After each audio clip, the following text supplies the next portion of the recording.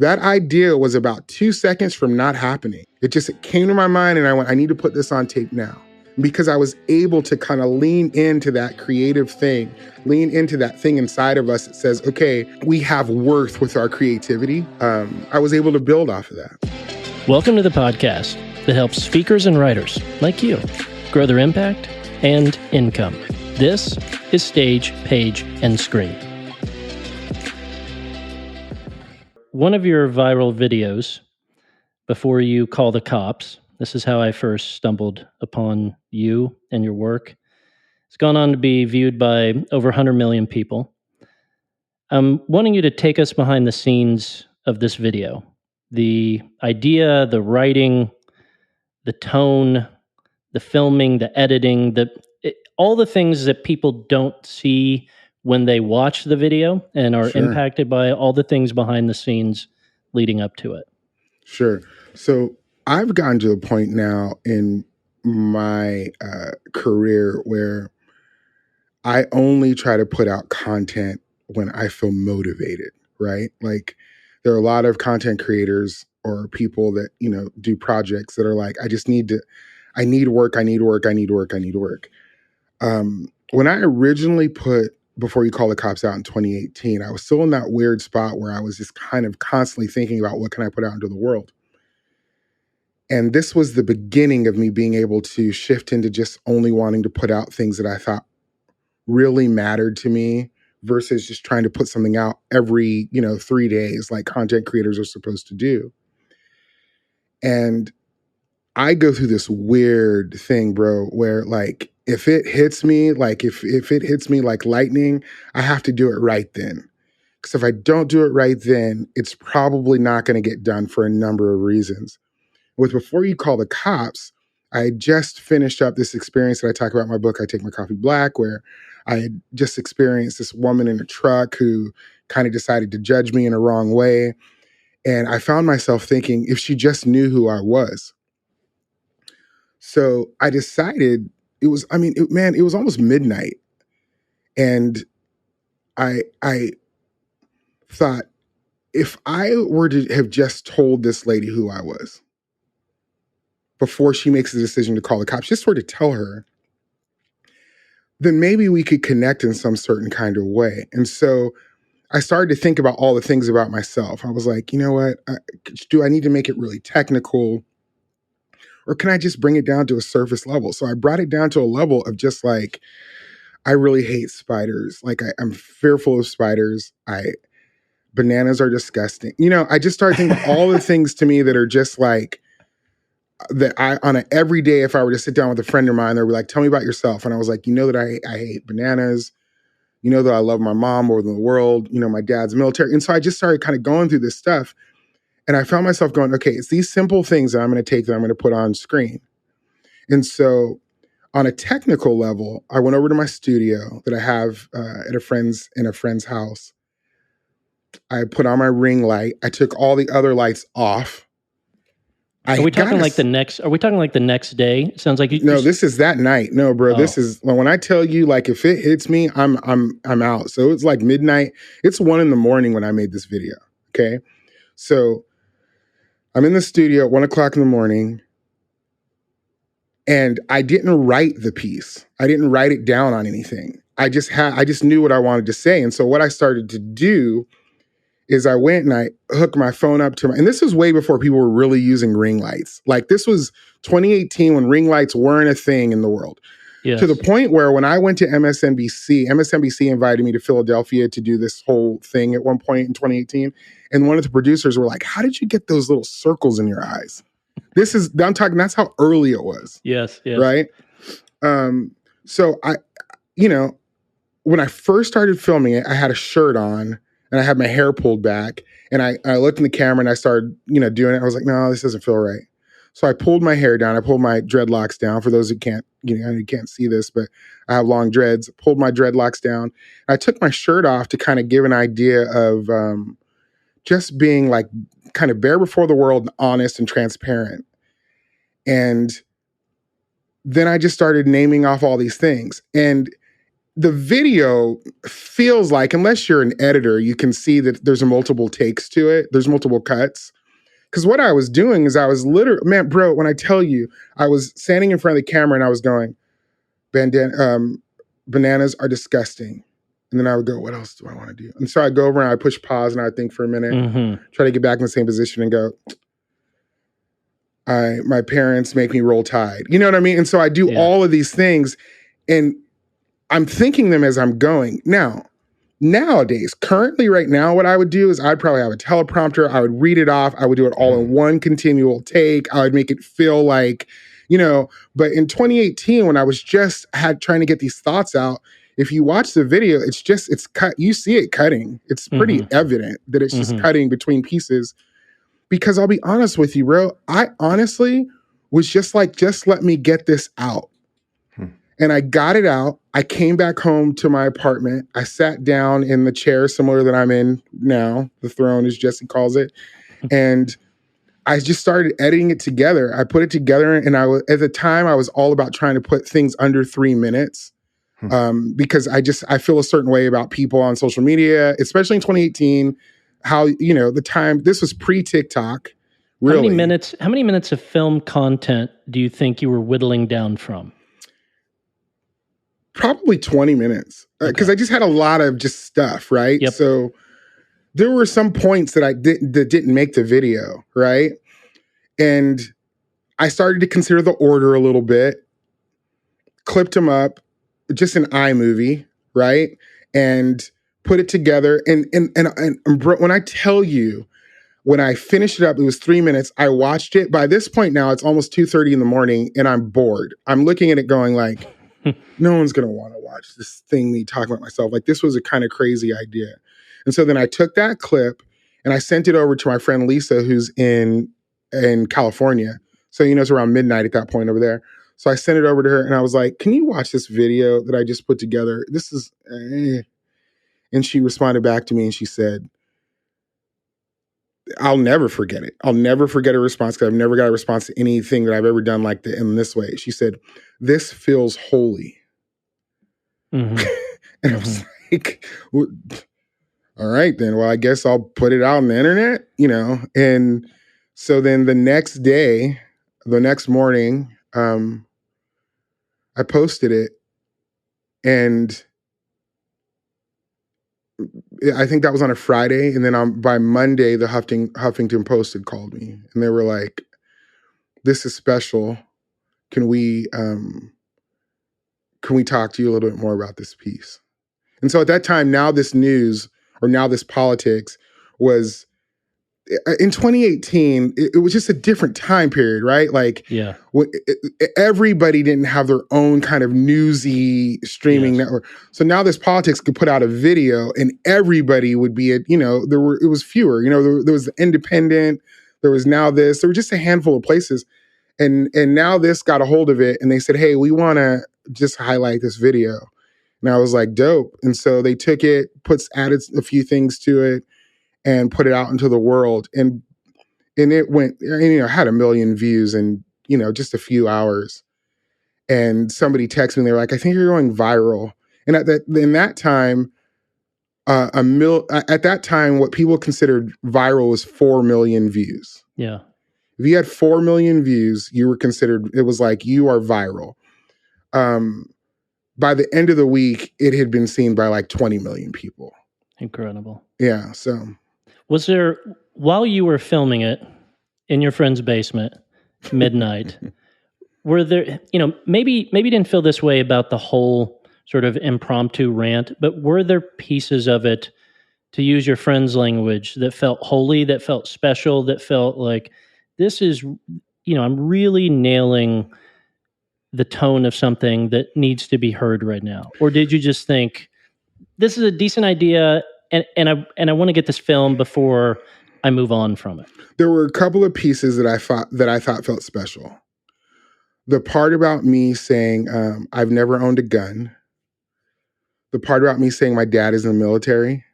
I think when a lot of people, for some reason, bro, I think when people see Black folks and they think that guy must hate the cops or must hate authority or must hate blah, blah, blah, blah. And there's this weird perception where it's like, you don't understand. No, we love police officers. We love the military. There was a time period where Black people were kind of the only people fighting for the United States almost. Like, you know, like we're military people. We can love people in authority. We just want people to be in authority to do the right thing, you know? And so I thought that piece was important. I also thought the piece about me saying people often think that I'm Muslim, and I'm okay with that. That line to me, I remember thinking to myself, because I mentioned being a Christian, but I'm like, people often think I'm Muslim. I'm okay with that. I thought it was important. This was kind of my coming out party too, where I was transferring from being really attached to like Jesus, a Jesus culture and Lifeway. Like I had done so much gospel project stuff, and people kind of knew me as this pretty Jesus-y guy doing videos and things, but they didn't really know who I was. And this was one of the first times that I really started to come out and be like, if you guys really want to know who I am, I cuss a lot. You know, I didn't say all this stuff, but it was on the precipice of me being like, I cuss, I like gay people, like I may not be that all the things that you think I am. And so my little hint towards saying people think I'm Muslim and I'm okay with that, I thought mattered. And come to find out, it did. It really did. There were a lot of individuals that were Muslim that dug into that piece of like, thank you for saying that if people thought that you were Muslim, that would be acceptable for you. You know, and so to me, there were a couple of moments that I thought were special. The way I talked about my mom, you know, but all in all the rest of it, man, if you would, never in a million years, Josh, never in a million years would I have thought that video would have been seen 100 million plus times. And that's probably on the low side if we're keeping it real, because we're just going what we can kind of document, right? But my mom to this day is like, why did you take your shirt off? Why is there a video all over the world with you not having your shirt on? And I'm like, Mom, if that's I had known mom thing to say, 100 million people were going to see the video, I would have kept my shirt on. Right. Or at least put some, you know, some makeup on the shoulders or something. Something, man. Take the shine off. That's right. You know, if you think about it, it being 1:30 in the morning and me just being like, this is an idea, and then the next day posting it, like sometimes, like I have a video called they changed the name so many times, but Walking While Black, or I call it the playlist. When I made that video, I made it for myself, but I remember thinking, if the world gets a hold of it, they're going to watch this. I did not think that before you call the cops. I remember seeing, like I said, this was my introduction to you, your work, your voice. This was in the midst of 2020, George Floyd, everything that was going on. And it was one of the first things, you know, because you could go find content that would make you not feel guilty, and that would, you know, as a white guy, kind of just make you not come to think about race. Sure. And then you could go find content that, at least I felt, lacked some nuance or empathy. Sure. And yours, I felt, both comforted me and had some empathy, but also punched me right in the nose. And did both simultaneously, switching back and forth between sort of like a side hug, like, hey, I kind of get your world, but also like, you don't get mine. Right. And I'm going to square up and punch you. Is that tone just natural to you? Were you trying to be thoughtful about, I want to hit everybody with this message? Well, there's a line in there. I don't know if you go back and watch it, there's a line in there where I say, I don't hate the president, I pray for him. Yeah.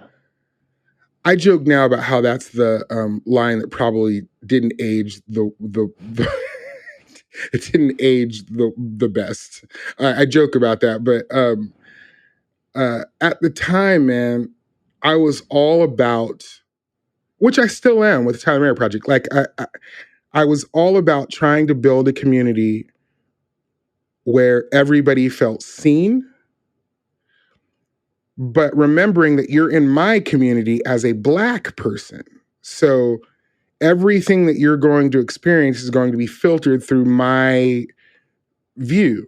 So you're welcome to be a part of the story that I'm telling, and I'm going to do my best to welcome you into this, but you have to understand that I, as the voice, I can only speak to you from what I know as a Black person.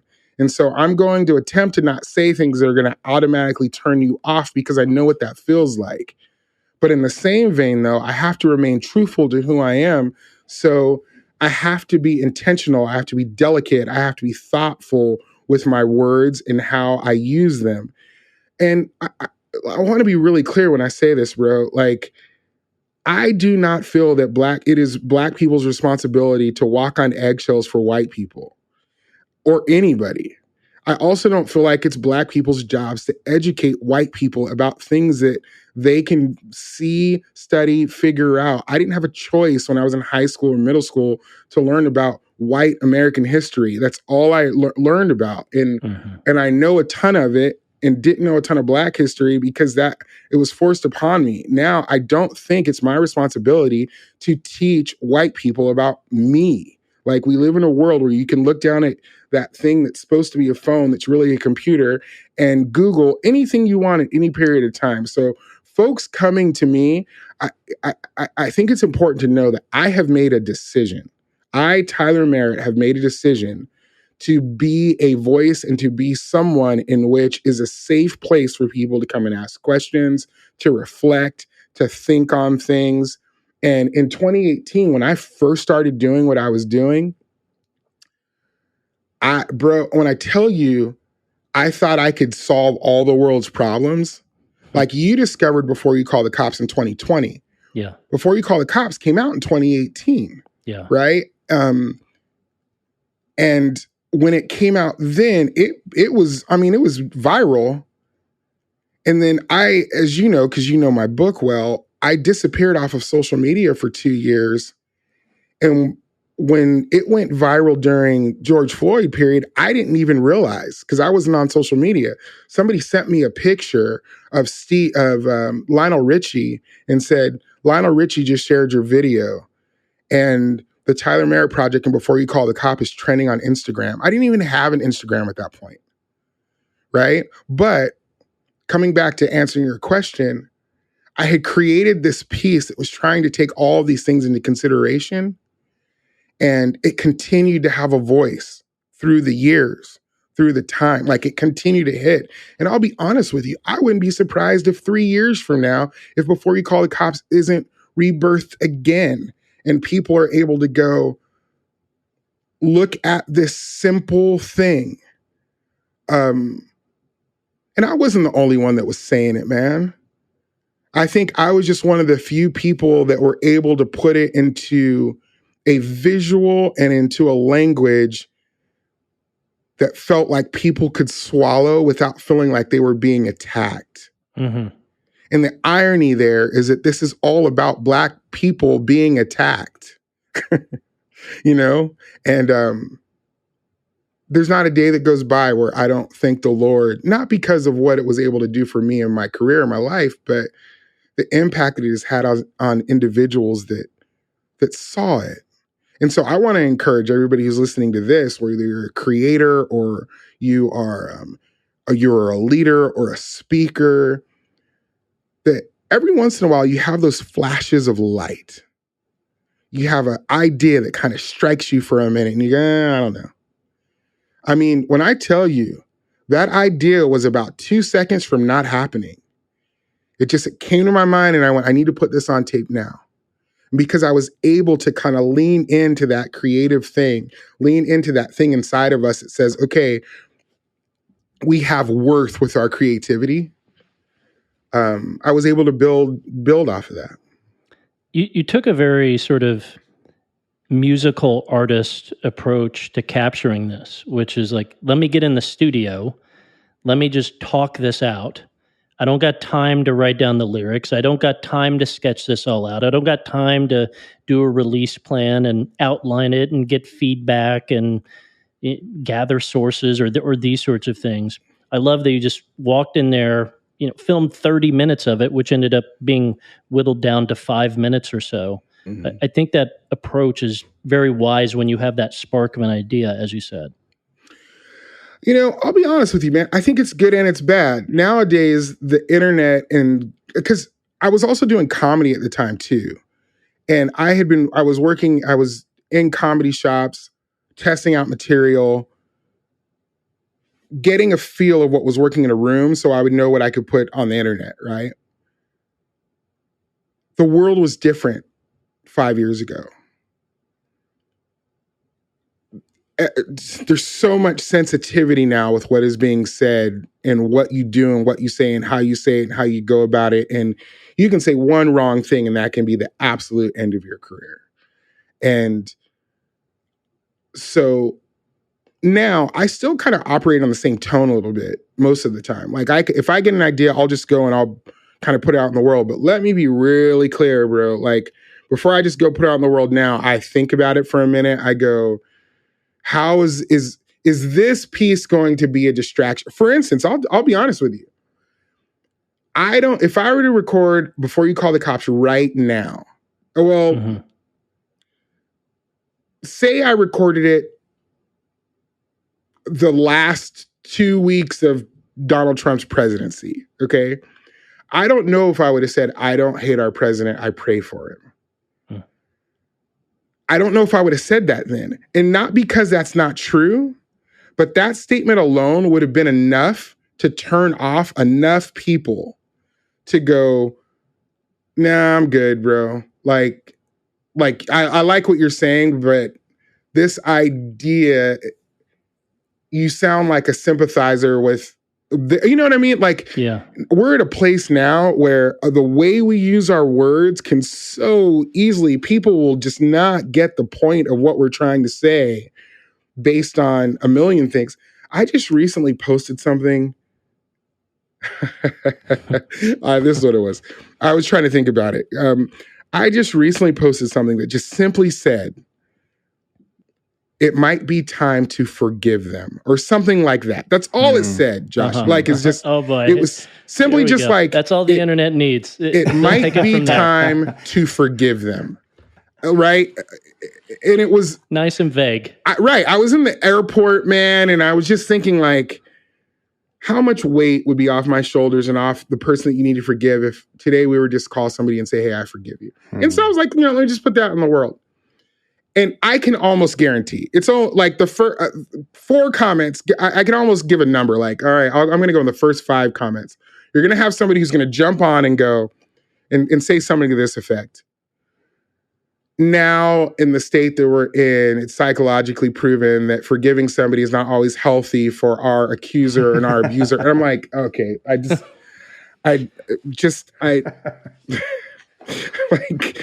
listen, we know all of this. We know all of this. Right. Fair point, but not my point. Fair point, but not my point. Yes. Right. So that's just in response to the idea of just throwing things, like just going, I got it. I see it. Let's put it out in the world. Nowadays, you really have to think, is the thing that I'm going to say going to actually pull people out of what I'm trying to say? Or is it going to draw them in? And that's where I spend a lot of energy with my words now. When I put out content into the world, a big chunk of what I'm doing is going, Tyler, make sure that make sure that the thing you're trying to talk about is the thing you're trying to talk about, and keep it tight so that the internet, which is now just the world, doesn't take what you're saying and turn it into something else. And that's probably the biggest challenge. But when you land there, when you're able to do that, when you're able to fall into that pocket, it feels magical. And are you able to do that in a silo, or do you need to get a few more sets of eyes on this and say, hey, poke holes in this? What am I not seeing here? What distractions am I laying out for people that they could take and run with? I've been doing this for a while now, right? So like, I've been doing it for a minute. I'm the guy now that most people come to and go, Tyler, is this okay? So I'm pretty good with going through my own material and going, this is going to work or this isn't.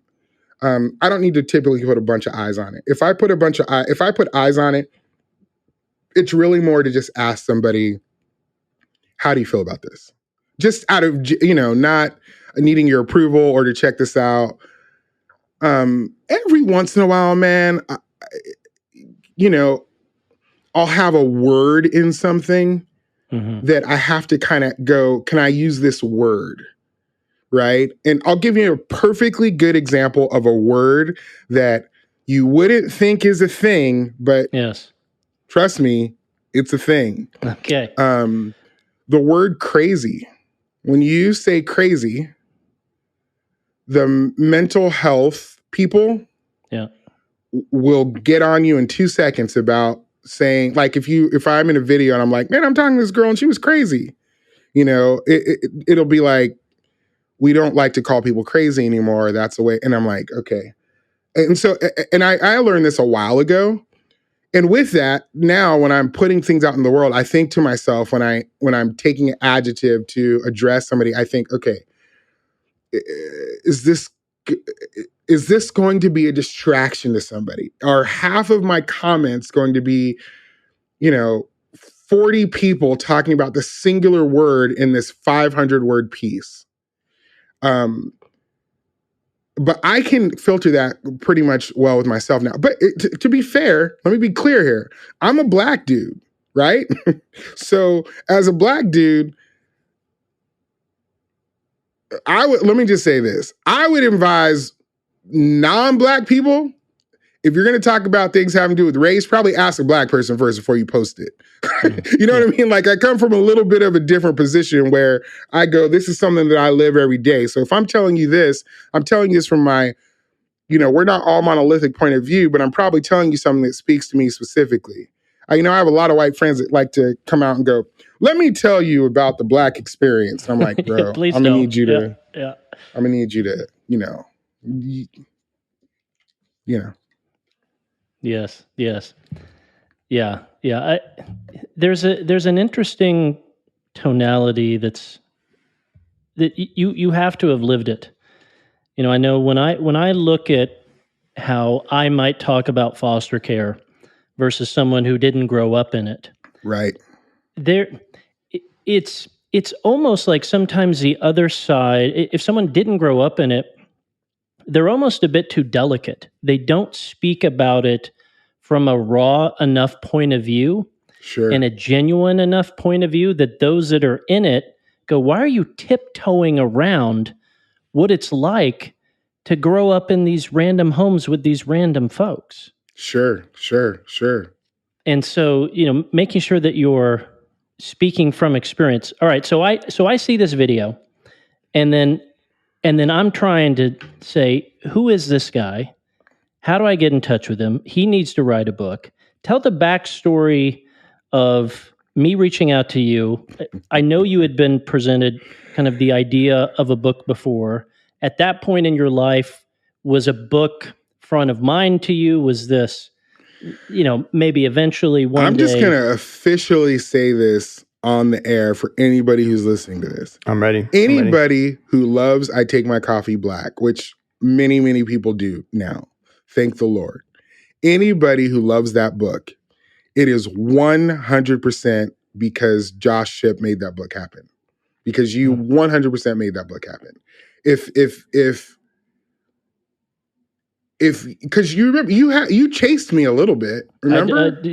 I mean, I don't even think a little bit is fair. I chased you aggressively. You chased me aggressively. I know you started filling out a restraining order. I was going to say, not another one.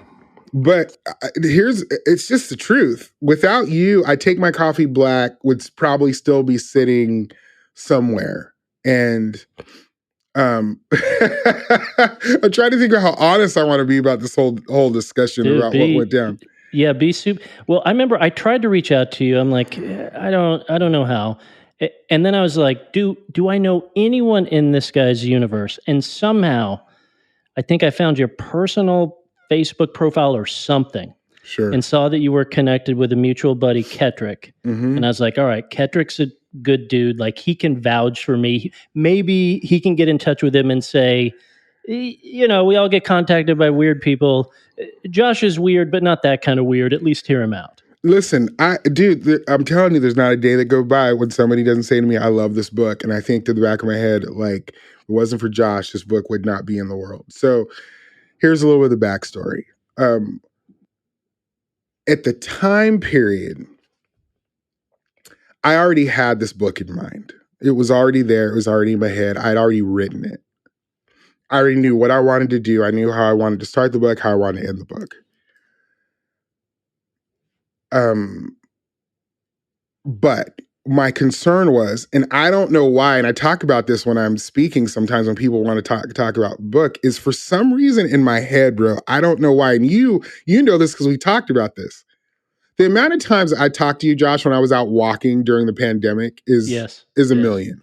Yes. You call me, I'm out walking. For some reason, bro, in my mind, I thought that Christian publishers wanted it's irrational. It's I don't know why. But in my mind, I thought that Christian publishers were wanting to come after me and wanting me to write a Jesus book. Mm-hmm. And one of the reasons why is because I had some kind of right-wing people kind of reach out to me and say, you say in your video that you pray for the president. So will you be our guy who represents all of Black America for Donald Trump? And, you know, I just had a handful of people that were coming at me with different things. And I really had this weird fear that someone was going to come to me and go, hey, we want you to write this book and we want it to be Jesus-y and that would be awesome, don't you think? And I don't know why. That was the only concept in my head that I thought existed. So you just seem like another guy, like the other agents that had reached out to me that were just like, come along, Black guy, and do this thing for, you know? And so when you called me, and I want to be really clear about this. Do it. There are millions of people that are writers right now that are out in the world waiting for a literary agent to contact them. Mm-hmm. Like they would, if a literary agent rang their phone right now, they would think they won the lottery. Me, I was running from it. Like there were a number of people reaching out. And I was like, skip these dudes. And so you're right. Kettrick finally reached out to me and he texted me. He's like, hey, bro, there's this guy who's trying to reach out to you, man. And I promise you he's dope. Just hear him out. And I was like, all right, man. And so when you called me, I don't know if you remember, I was a little aggressive. Like I was kind of like, look, bro, I ain't trying to write no Jesus-y book. All right. Yes, I ain't trying to be a little Jesus man. All right. Yes, I'm a cuss in my book. I'm a blah, blah, blah in my book. And you legitimately were like, do you know who I am? Like, do you, like, I'm not just going to go and take your books and just hand it to churches. Like, you're like, we will go to publishers, all of them. Yeah. Give me your ideas. And you were like, tell me about your book. And Jesse, you don't know this about me, man, but my favorite rapper is Jay-Z. Mm. And Jay-Z has a little bit talented, just a little bit talented. Jay-Z, how he writes his raps is he doesn't write. He will mumble them. He'll get in the studio, mumble these things out and just kind of put it out. I kind of wrote my book like that. I would write a chapter on a walk. I would have the whole chapter from top to bottom in my head. So by the time Josh came to me, he's like, tell me about this book. I just told him it. I was like, here's the concept. Here's this, here's that. This is what's going on. And after we were done, Josh was like, wow, I think we could do something with this. And then here's the part that I think is a little tricky too. I told Josh, I basically was like, look, bro, I ain't doing this for cheap. You remember that? I was like, yes. I was like, look, if we're going to do this book, man, I'm going to need to get paid. So, because, to be clear, this wasn't me being greedy. This was me being, and I write about it in my book. When I came to Nashville playing music, I almost signed a really crappy record deal because I didn't know my worth then. Back then, I used to think that the record label was lucky that we were lucky that the record label was pursuing us, right? I used to think that, like, how lucky are we that a record label wants to have us in their mix? And as I got older and wiser, I realized that we were the gift at that point. We were the gift. We were the thing. And now that I'm older, when it came around to continue to put content out in the world and write things, I was like, I would know what my worth is now. And even though I had never written a book before, even though I knew that no publisher had any idea who I was going to be in the literary world, I knew my worth at the time. And Josh, you don't remember where I was when this is happening, but I remember exactly where I was when I was talking to you. And I was like, bro, if we're going to do it, let's do it, man. Let's do it for real. And I loved you because you were like, all right, man, I'm going to give you some like loose numbers of what it looks like. And when your partner Aaron called me and she was like, I have a good deal. I think it's this. And I was like, nah, I'm good. And she was like, wait, what? So, you want to do more than that? I was like, yeah, let's go. Okay, Tyler. And it wasn't because I was trying to be a punk. I was just being like, here's the funny thing. Correct me if I'm wrong. I'm thinking the first offer we got was north of the number you told me you'd be excited about. Is that true? This is true. Yeah. Okay. Yes. This is true. And for people, if they don't we won't talk specific numbers, but sure. For people, if they're curious, we'll say it's at least six figures. Just know Correct. that. Yep. It's at least six figures. And I genuinely was like, I'm good. And I remember Aaron was like, so you want me to go back and ask from, okay, well, let's. And now, this is what I did know, Josh. This is what I knew. Whether it was going to be an immediate success or a long-time success, I Take My Coffee Black was going to be successful. And it may not be a year, may not be 2 years. It may take a while.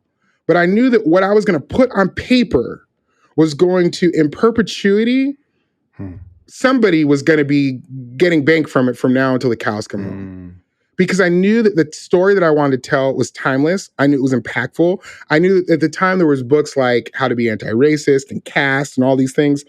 And I knew that what I wanted to put on the page was funny. It was before You Call the Cops, but in a paper form where you could open it up, read it, and it didn't scare you away, but it pulled you in. Yes. And to this day, that is what my inbox is filled with. I'm a 65-year-old white woman who lives in Wyoming, and I'd never had this perspective on the Black community. Or Black folks writing me going, man, every Black book I read tries to tell us that we're supposed to be one way, and you are telling us that we can be a million things, and that's the story that I want to tell. Or, and thank God, Jimmy Kimmel got on board and wrote the forward for it. So a lot of, pretty well-known people will reach out to me and be like, bro, this is funny and good and heartfelt. And how do we continue to let the world know? And I remember before I wrote it, thinking to myself, this is the kind of worth that this book has. And so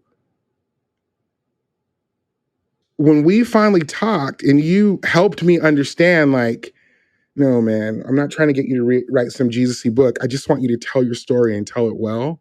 Yeah. It was like, let go. Like, all right, like, let's do this. And then we were on the journey, man. And we will be, and we will be right back. All right, so let me pitch you something. Are you someone that wants to launch and grow a speaking business? Maybe it's time to write and publish that book. Perhaps you want to create and sell your online course. Well, I've put together a free on-demand training video for you. It's not going to promise you the moon. It's not going to say it's going to happen quickly or without tears or sacrifice. But I'll pragmatically lay out for you exactly how to chart a course to do all these things we just talked about.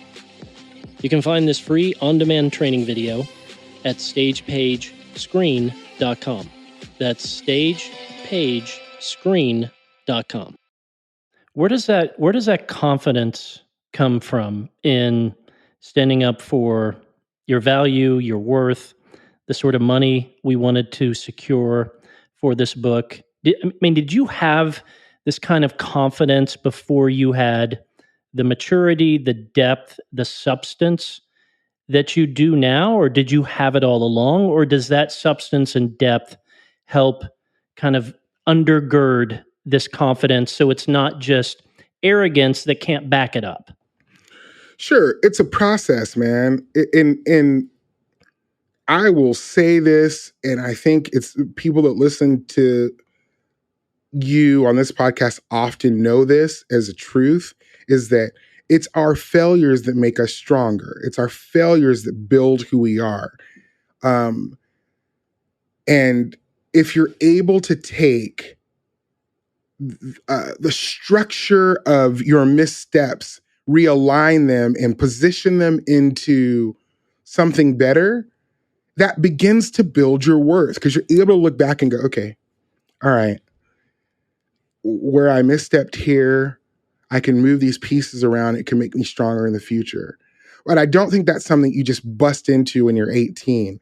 I think that's a faulty kind of. And let me hear you out. If you're 18 and you're listening to this and you're thinking, no, I think I really am. I'm not trying to take anything away from you. What I'm saying is I guarantee you and your 18-year-old self, who you think you know everything, you just have not lived enough life yet to understand that you don't.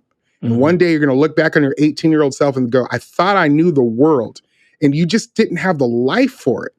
So sure, you may be the most talented person in the world right now when you're 18, but that's not the thing that's going to give you the worth in the future. It's going to be all of the struggles between now and into your 30s and 40s. Those are the things that are going to put you at a place in your mid 40s where you're able to look somebody dead in the eye and go, pay me what you owe me. You know? And I'll be honest, in this world, it's a risk. Listen, around the same time I Take My Coffee Black came out, a ton of books came out that nobody talks about anymore. That are sitting on a shelf that nobody is even concerned about. We're 2 years deep into I Take My Coffee Black almost, and it just, got picked up for a book club that has 4,000 members in it. You know what I mean? I remember, though, before I wrote it, thinking to myself, I got something here. And I know now how to support that. And even in the midst, bro, keeping it real, even in the midst of in putting out I Take My Coffee Black, there were some missteps there as far as promotion, as far as getting out into the world. But I could have just kind of, went, oh no, this doesn't work out the way that I wanted to. But instead I kept pushing. Yes. Because I believed in what it was I was putting out in the world. And I think that's what we all have to do. Now, every author has their, handful of minor frustrations, missteps with their publisher. That's just inevitable with any publisher. The big ones, the smaller, more independent ones. Sure. But on the promotional activities you yourself did, that you took upon yourself, talk about which of those, looking back, you now know these were a better return on my investment of this actually, if I would go and do this activity or spend my time doing this would actually get people to give the book a try, versus these things are bright, shiny, but they're a distraction. They do not sell books.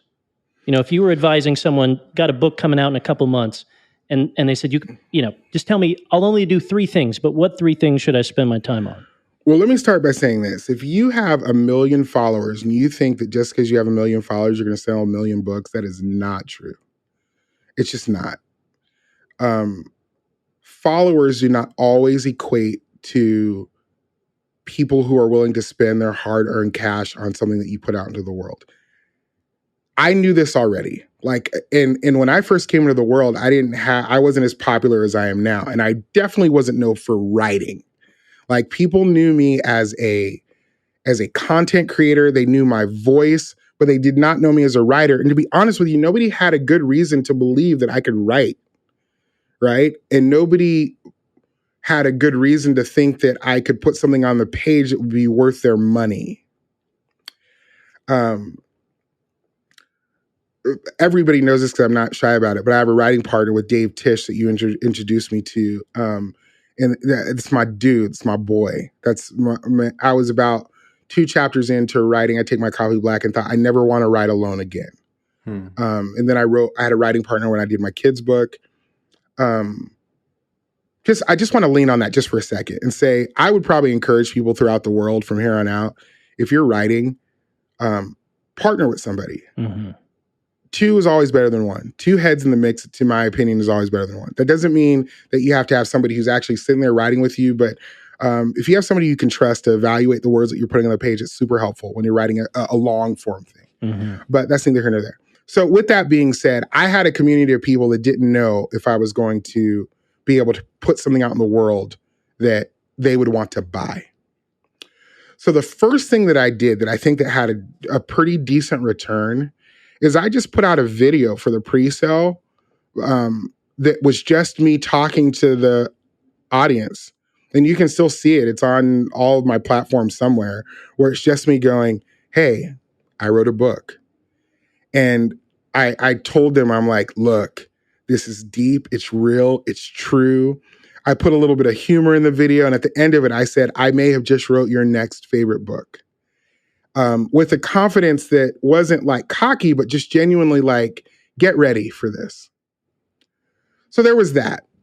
I think that worked amongst my people. Yes. Like amongst the people that knew me. That was enough to get the people who are familiar with me going, okay, I want to buy this. Yes. But we're a real big world. That's just my people. Yeah. But that is something that worked for me on a personal level. But that's wise to start there to get a groundswell with the people that are already bought into you.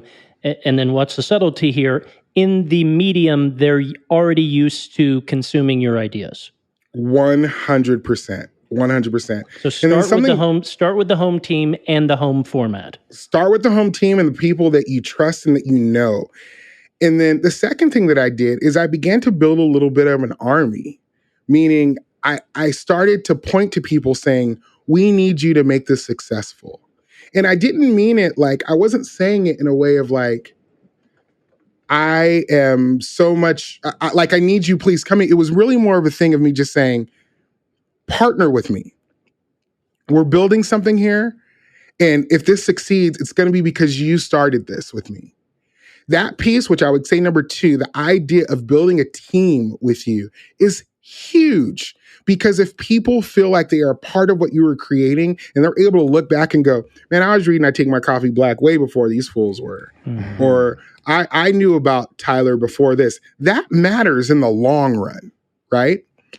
And then the third thing that I did let me ask you a follow-up on that, Tyler. Were these random folks, or were these folks that had some sort of platform themselves? Both. Okay. These were just people that had followed me in my community on social media. These were other people that had platforms, but I didn't go after them like I need you as a favor. I went after them like, hey, I'm building something.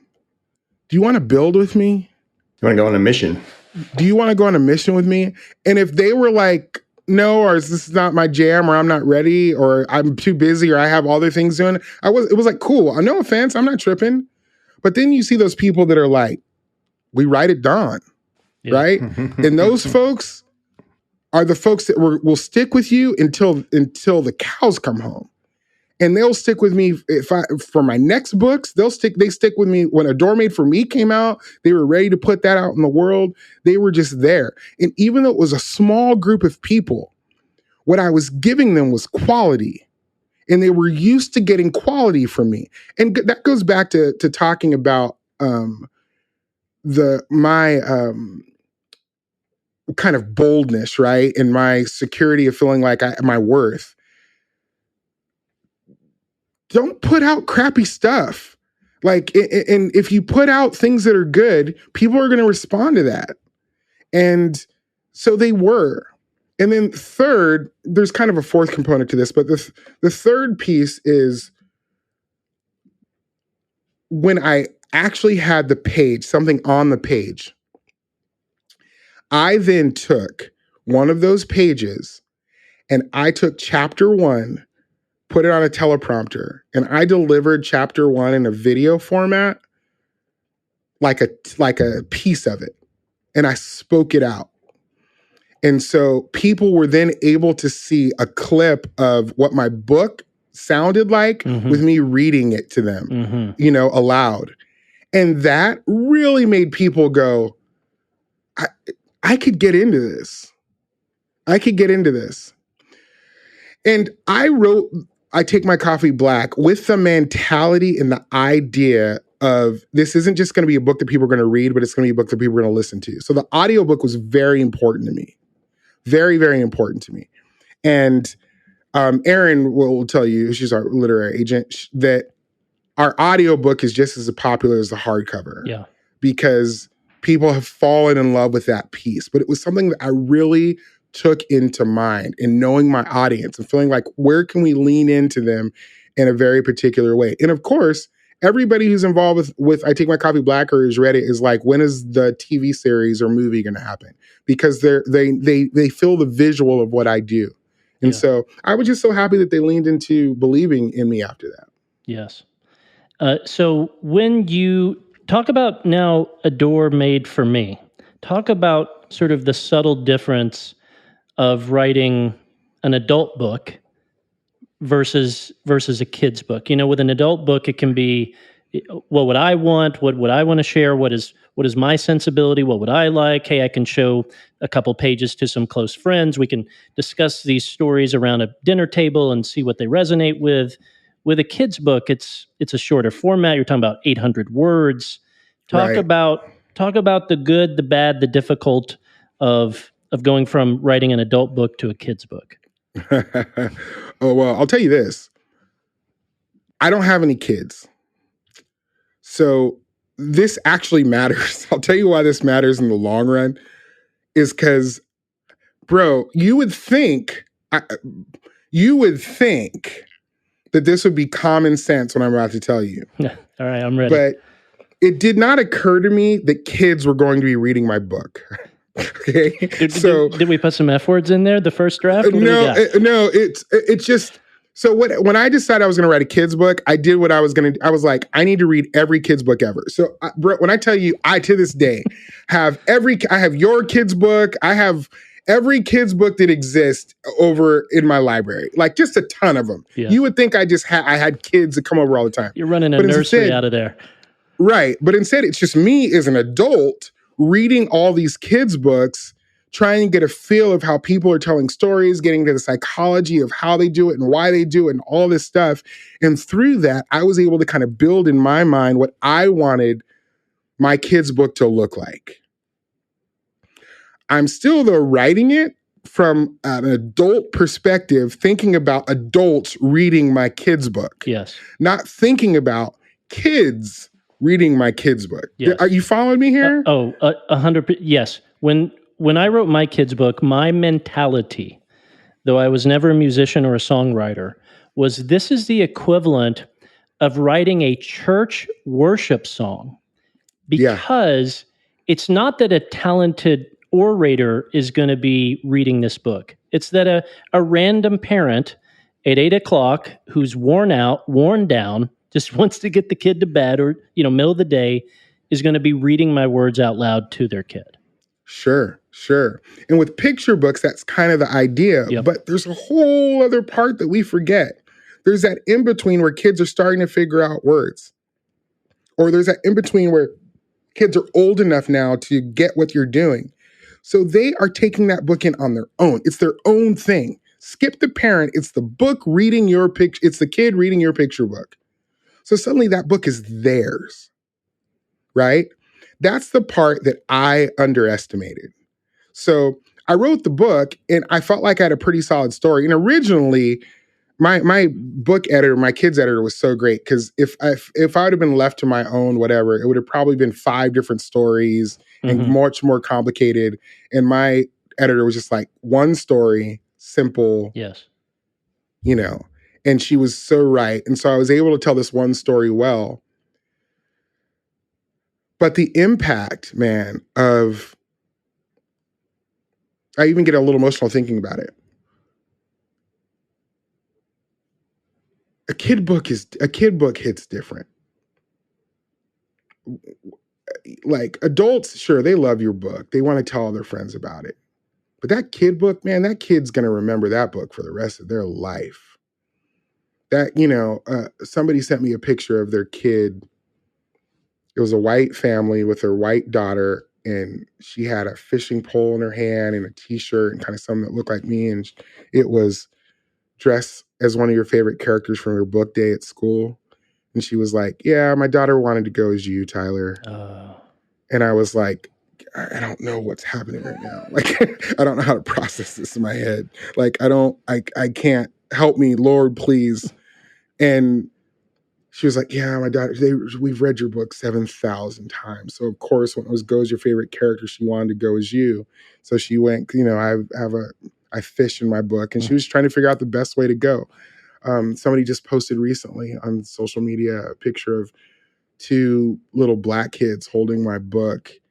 And they were talking about how important it was for these kids to see themselves in this book. You know how that feels, writing a book having to do with adoption and fostering and all that, man. Here I am thinking, okay, adults are going to read this book to kids, forgetting the fact that this book is going to have a lasting effect on children. Yes. And that was when I went into thinking about the next book I was writing, my next book deal. I was like, oh, I'm writing another kid's book. Yeah. I'll write kids' book from now until the cows come home. Yeah. Yeah. And two, it impacts the parent, the grandparent, the aunt, the uncle reading it as well. How before you lock down that manuscript of the kids' book, again, that's more like writing a radio single. That's 800 words. Sure. It's tight. Sure. Everything has to move the story forward. Because you don't have your own kids, were you doing anything creative or unusual to try to ensure that it would resonate with kids? So I have a niece and a nephew. At the time, I think they were 7 and 9. It was Zoe and Declan. And I paid them $20 I took all my kids' books over there, and I paid them to read them. Tell me which ones were their favorite, right? And so they ranked them 1 to 3, right? As to which books were their favorite and the ones that they stuck out the most to them.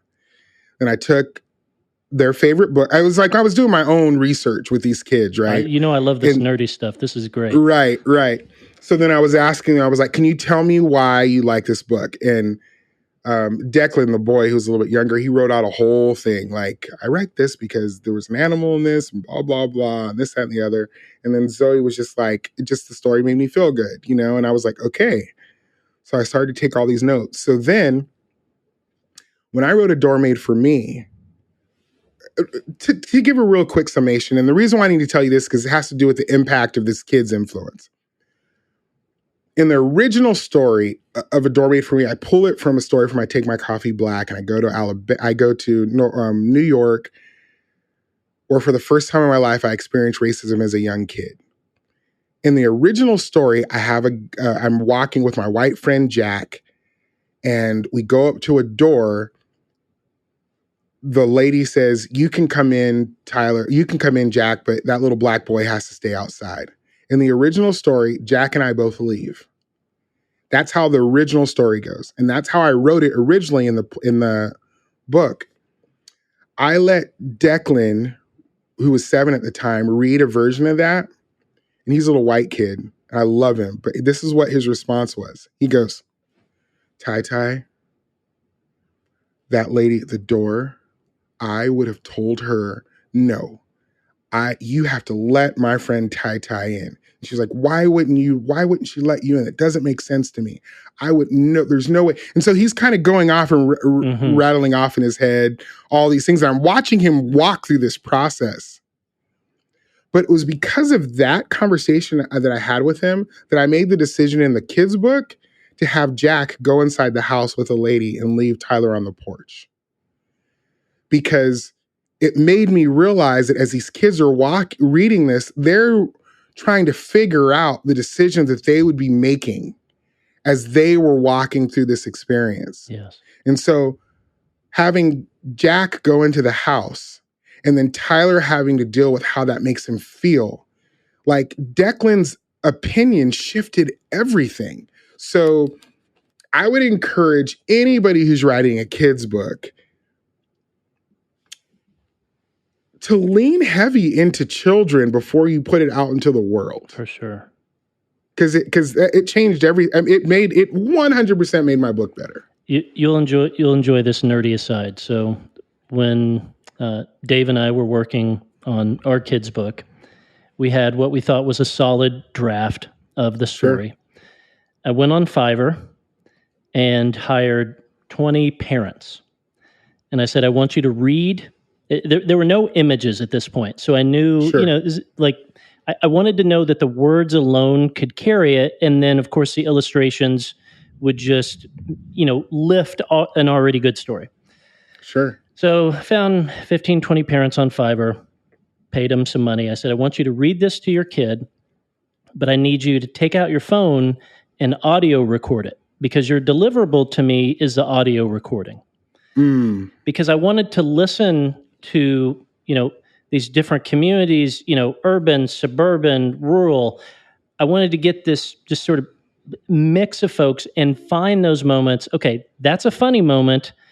Out of these 20 recordings, how many laughs did we log? And if it ain't 12 or above, sure. Like I might think it's funny, Dave might think is funny. That 6-year-old don't think that's funny. Right. There would also be moments where you could hear the kid getting a little restless, like, "Ooh, we gotta pick up the pace here." Sure. There were moments a kid would kind of talk back to their mom, or, "What is that? Why is he going over there? What's happening there?" I go, "Ooh, we're confusing folks here." Sure. And so, that, as you said, the end user of the product, which in this case a kid, hearing their perspective, having them interact with it before it's a lockdown printed thing, was absolutely invaluable. 100%. And no matter how, I always talk about how I'm a big kid because I have no kids. I've never been married. I live like a kid. My apartment looks like what a kid's apartment would look like. But the truth is we're just so far away from that imagination, that innocence. We're so far away from that thing. And so some kids will read A Door Made for Me and they can't possibly comprehend why the lady wouldn't let Tyler in the door. Like they're like, was it because of what he was wearing? And I love that. And then you have some other people that are like, I will say to their parents, why don't I have any Black friends? Or adults who read the book saying that was also my first experience too. It's just amazing what you can do with so few words, with such simplicity, which kind of brings us back to Before You Call the Cops, in a 3-minute video which was, I don't know how many words, under 500, if you really aim to be intentional about impacting the hearts of individuals, you do your homework, you think it out. There is really a high chance that you can impact the world. Your ability to write and deliver for video, for the screen, is so incredible to me. Now you also have this acting thing that you do, the Marvel stuff, the Netflix stuff. How do you kind of differentiate when you're playing a character versus yourself? Does any of that kind of stuff inform how you think? Do you ever think of Tyler as this separate entity, and like, how would he address this? What would he say? How does he approach humor like this? How do you think about that when you're filming and creating videos? Oh man, that's a really good question. So my best friend, he's a Broadway actor named James Royal Agahart. He won a Tony for playing the genie in Aladdin. It's fantastic. People know him for the characters that he plays. People, when we're out on the street, they're like, "Oh my gosh, I loved you in this." Or he was in a show called Unbreakable Kimmy Schmidt. They'll be like, I loved you in Unbreakable Kimmy Schmidt, or this, that, or the other. People know me because I started something called the Tyler Merritt Project with my name on it, right? And so when they see me, they'll reach out to me and say, Tyler, I saw you in this movie. Like, it's the reversed, right? It's not like that guy from that movie is Tyler Merritt. Or you know what I mean? Like, it's a Yes. different thing. Yes. They're like, I know Tyler because of who he is, and he happens to be in this film. I started as an actor. Every single thing that I do, every moment of being able to be aware of my surroundings, that was all built on being an actor as a kid. One of the best things that could have ever happened to me is one of my drama teachers said, if you want to be a good actor, observe. That ability to have observation like I do is what allows me to tell the stories that I tell now. When I get cast into a show, I'm just always pulling from these experiences, from this, that, or the other. And I'm so thankful for the ability to tie all of those things together. But let me be clear, though, they're two different animals. Like Tyler Merritt, I am responsible for all of the things that I say. I decided to build a business and put my name on it, bro. Like, I bet on myself. I was like, the Tyler Merritt, but there's no hiding behind that. Yeah. It's not like Outer Banks featuring a cameo by Tyler Merritt. I'm the thing. And so I wear that weight. And so it falls into the projects that I choose too. I have made it known that I am an avid pro individual for the LGBTQIA plus community. That I want freedom and rights for all people. That plays into the projects that I take. That plays into the roles that I take. Now, I want to be really clear about that, though, and I think this is important for artists. That doesn't mean that I wouldn't play the role of somebody who is anti any of those things. Mm-hmm. As an actor, I am open to telling stories. That's my whole entire job. So as I step into the acting world, I always think about how can I become a part of telling a bigger, broader story about whatever. And that's kind of how I roll in the pieces that I kind of choose to be a part of as well. What fascinates me about your delivery on the Tyler Merritt project side of things is at least my perspective on it is twofold. Fold number one, you are bringing to bear all of your acting training. You are bringing forth those skills, gifts, training, and reps. That's clear.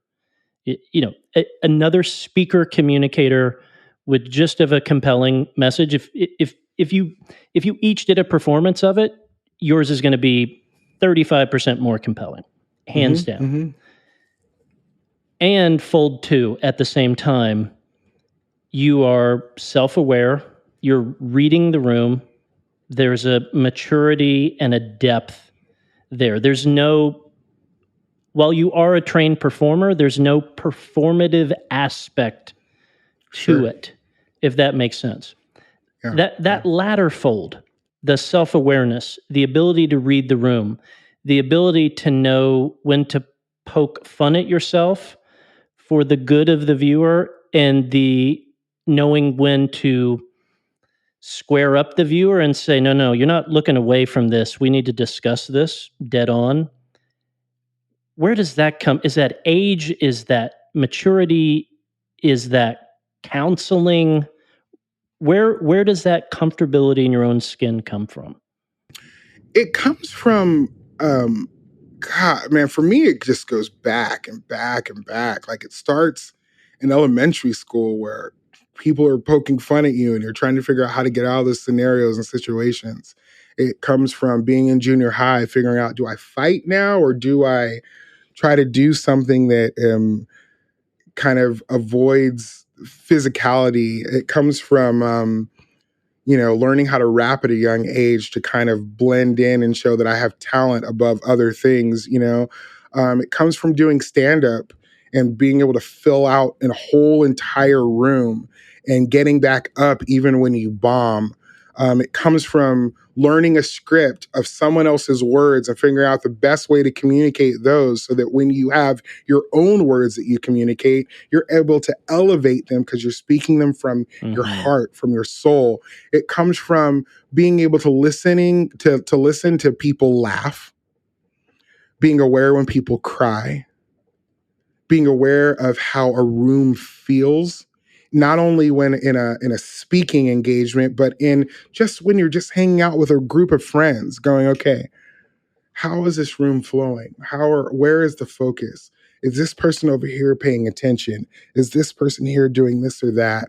All of those things kind of come together to when it's time to speak the things that come out of your heart to be able to go, boom, let's go. I got you. And I'll tell you, man, I'm horribly, horribly, horribly, horribly afraid of spiders. Like, I hate them. I hate it. God, I hate them.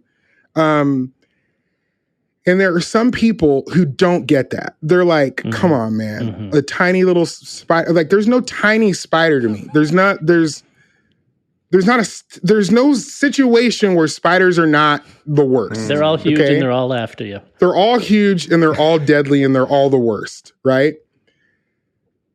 When people look at me and they think about that, they'll laugh. When I see somebody who's like, oh my gosh, I'm so fearful to go in front of people and speak. Like, I don't have a concept of that fear. I get it because I know that I have things that I'm fearful of that people don't understand. But when someone's fearful to get in front of people and speak and they're like, Josh, I'm like, how are you? I still get excited. I still am like, put me in, coach. I'm still the guy that if there are 5 speakers that are about to go up, I want to sit in the room and watch them all. Yeah.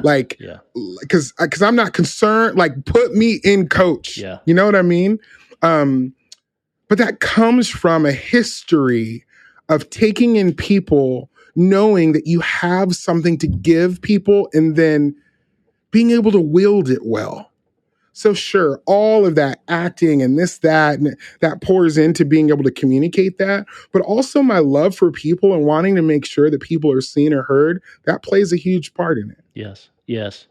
When you're going up for a speaking gig, are you working from an outline at all? Are you, I think I know the answer to this question.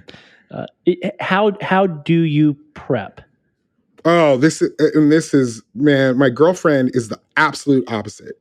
When I tell you, like, the opposite, she will have pages upon pages of written out things, and she's behind in orating. Yes.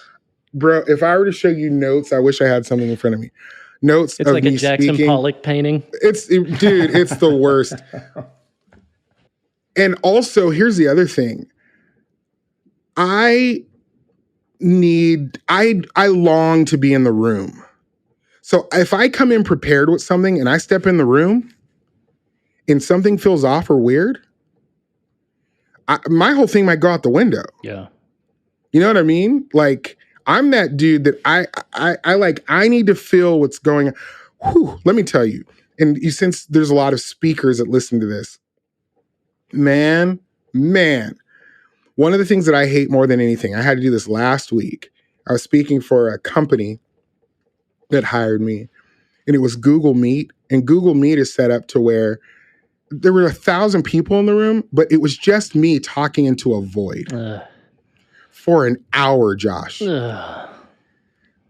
And granted, afterwards, they were all like, oh my gosh, this is the best presentation ever. And I genuinely was like, cool, I don't know. Yeah, I don't know I don't have a clue. Yeah, not for you as a deliverer of it, it wasn't. At all. Like, I don't know, man. I have zero whatever. But for me, man, when I'm preparing and writing, I usually have, honestly, 3 points of where I know where I want to go. In that are a number of stories. I have a beginning and an ending. And then all the rest of it is one big question mark once I get in the room. Because from then, it's no longer what's on the paper. It becomes about the person who's in front of me. I know there are times that I will go into big companies and they usually bring me in to talk about DEI or something like, which I love. But if I go into a company and there's, say, 300 people in the room, 7 of those individuals are Black, just 7 in the room.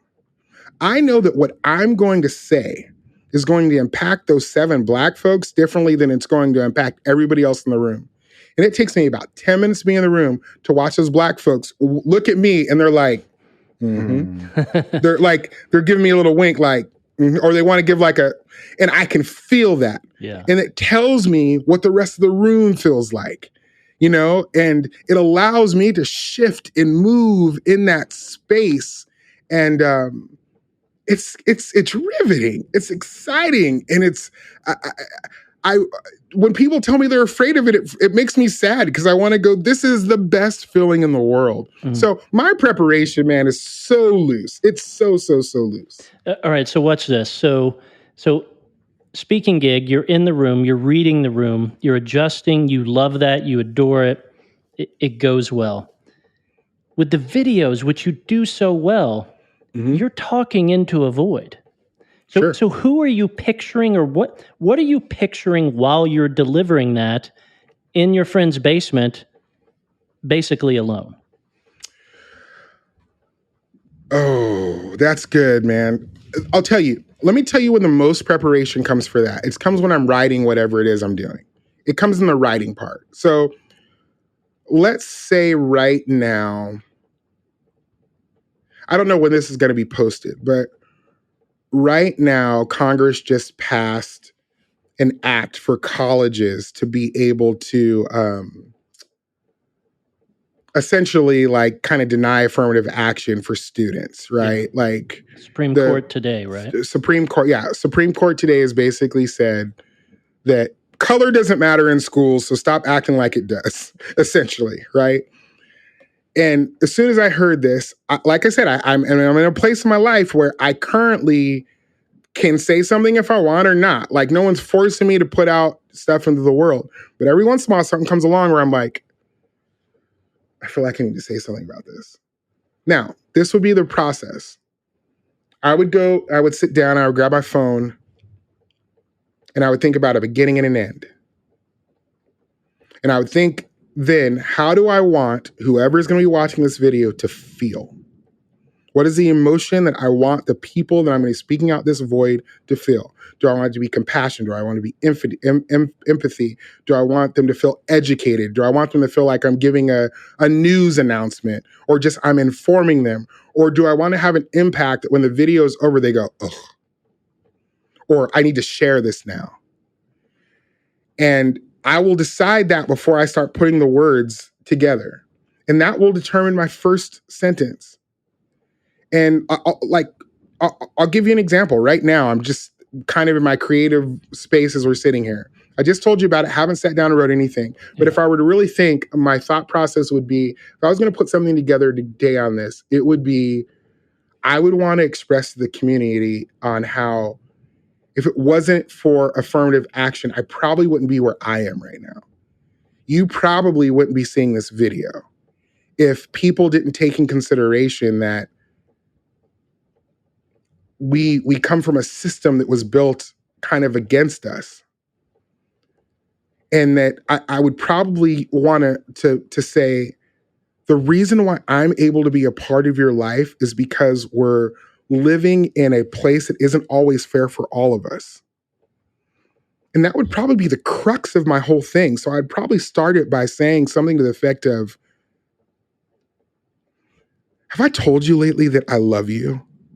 Which is not about the thing, but it allows me to say to the watcher, into the void, I know I'm going to pull them in because it starts with me saying, have I told you lately that I love you?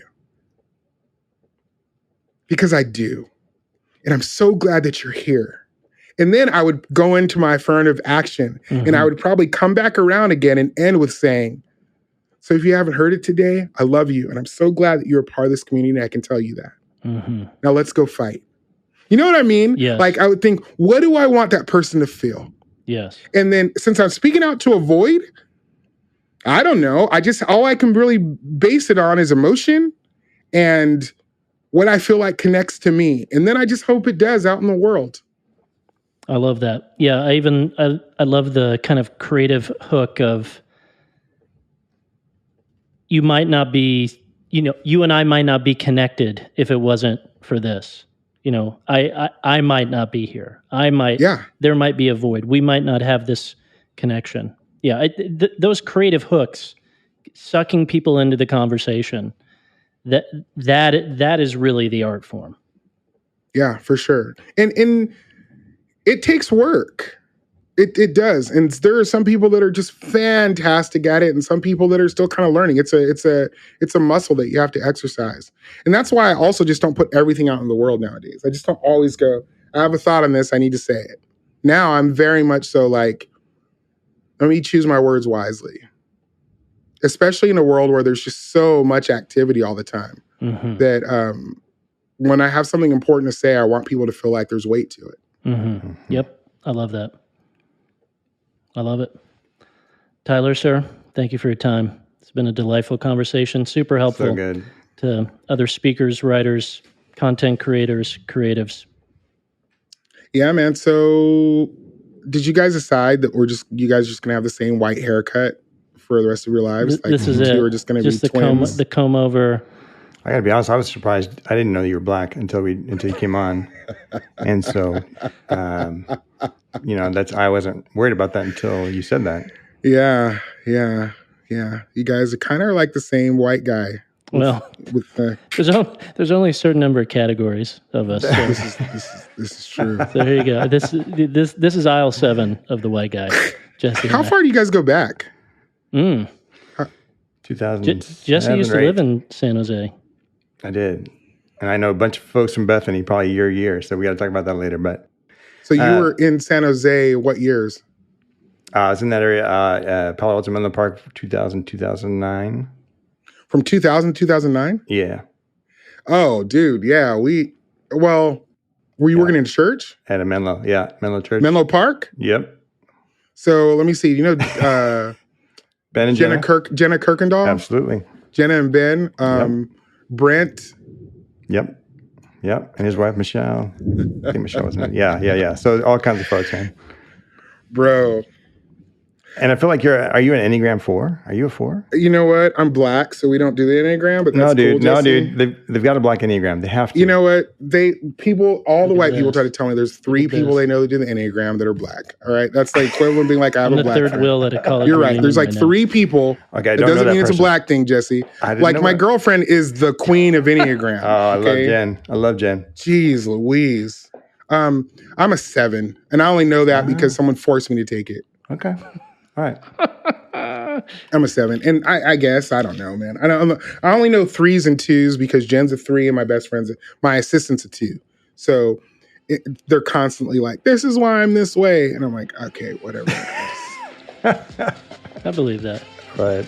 Well, Tyler, thanks for your time today, good sir. All right, y'all. Appreciate you. Peace.